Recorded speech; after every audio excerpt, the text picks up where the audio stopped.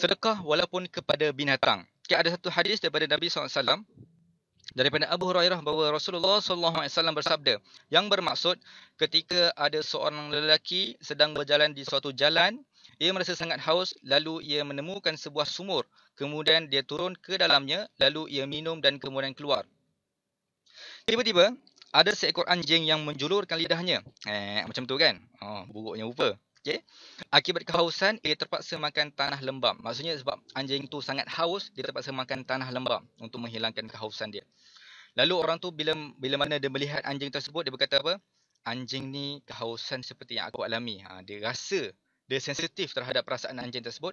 Lalu ia turun semula ke sumur itu, kemudian mengisi sepatunya, kasutnya dengan air, kemudian memegangnya dengan mulut, letak dekat mulut, kemudian dia naik semula dekat atas. Lalu dia memberi minum kepada anjing itu. Maka Allah berterima kasih kepadanya dan mengampuninya. Kemudian sahabat bertanya kepada Nabi SAW, wahai Rasulullah, adakah terhadap haiwan-haiwan ada pahala bagi kami? Bagi dia jawab apa?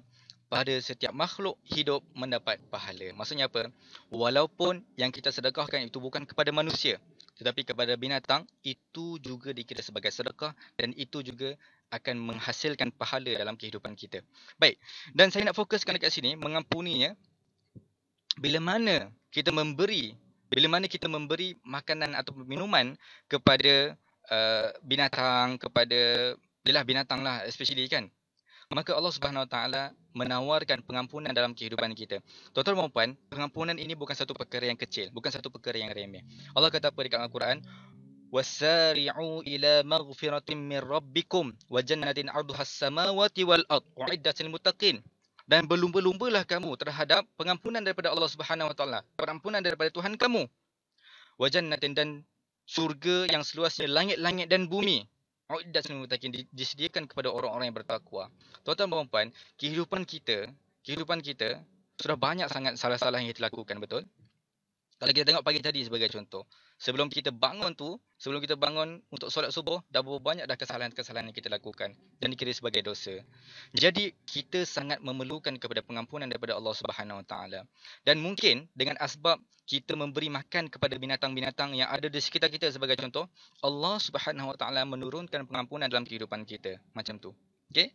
Dan penting untuk kita tahu bahawa sedekah kepada binatang ini akan mengundang pengampunan daripada Allah Subhanahu Wa Taala. Sangat penting. Okey, baik.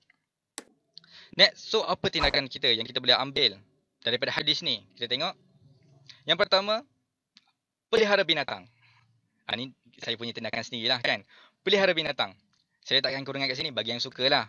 Bagi yang suka pelihara binatang, silakan pelihara binatang. Contohnya, kalau tengok macam cikgu saya sebagai contoh, dia tak direzekikan oleh Allah Subhanahu Wa Taala untuk kahwin, tapi dia direzekikan oleh Allah Subhanahu Wa Taala untuk ada banyak sangat kucing-kucing dekat dalam rumah dia.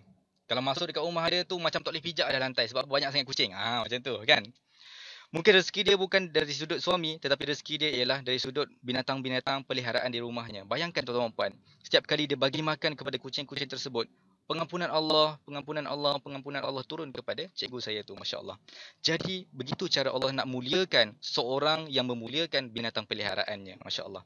Tapi janganlah bela-bela kucing kemudian tak bagi makan pula. Tak eloklah macam tu kan. Silap-silap mungkin kita yang dilaknat oleh kucing tersebut. Alright.